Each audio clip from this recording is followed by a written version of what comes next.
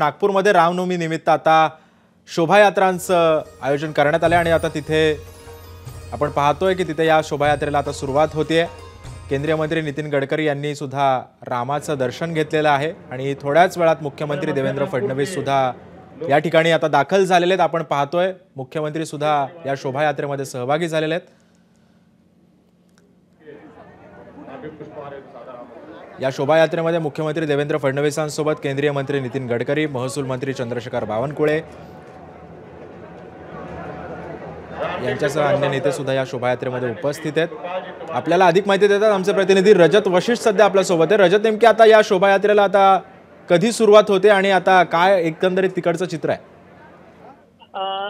सर्व जे पाहुणे आहेत ते या ठिकाणी पोहोचलेले आहे आणि राम रथावर श्रीराम, लक्ष्मण आणि सीता मातेची छोटे मूर्ती जी आहेत ते विराजमान करण्यात आलेले आहे आणि सध्या पूजनची प्रक्रिया जी आहे ती केली जात आहे।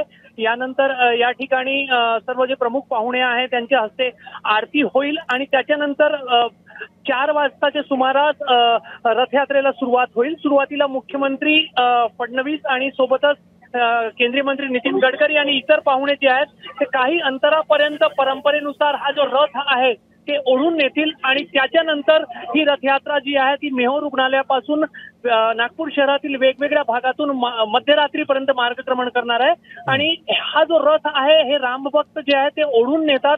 त्यामुळे त्या परंपरेचा जो पालन आहे ते मुख्यमंत्री आणि नागपूरचे जे खासदार आहेत नितीन गडकरी यांच्याकडून दरवर्षी केला जातो आणि सुरुवातीला ते स्वतः एक प्रातिनिधिक स्वरूपामध्ये रथ ओढतात आणि त्याच्यानंतर रामभक्तांकडून मध्यरात्रीपर्यंत हा रथ नागपूरच्या वेगवेगळ्या भागातून ओढून नेला जातो आणि मोठ्या संख्येने रामभक्त वेगवेगळ्या भागातून या शोभायात्रेच्या दर्शनासाठी आणि या शोभायात्रामध्ये जे पौराणिक देखावे सादर केले जातात त्यांचं अवलोकन करण्यासाठी रस्त्याच्या दुतर्फा उभे राहतात।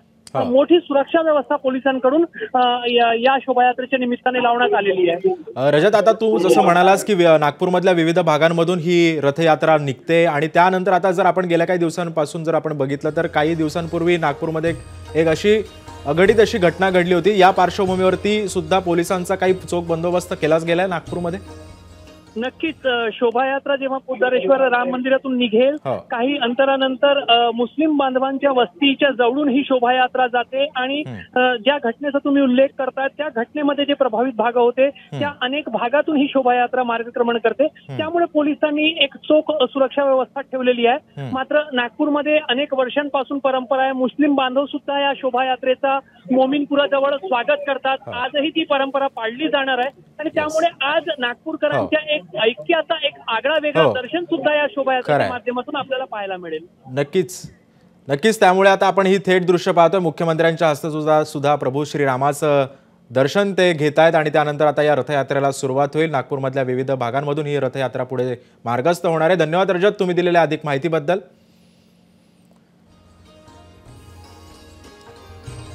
त्यामुळे आता थोड्याच वेळात या शोभायात्रेला आता सुरुवात होतीये। परंपरेनुसार आता मुख्यमंत्री देवेंद्र फडणवीसांसोबत अनेक नेते सुद्धा या रथयात्रेमध्ये आता सहभागी झालेले आहेत आणि या आता शोभायात्रेला थोड्याच वेळात सुरुवात होते आणि त्यामुळे आता आपण थेट पाहतोय की आता नागपुरामधली ही थेट दृश्य आहेत।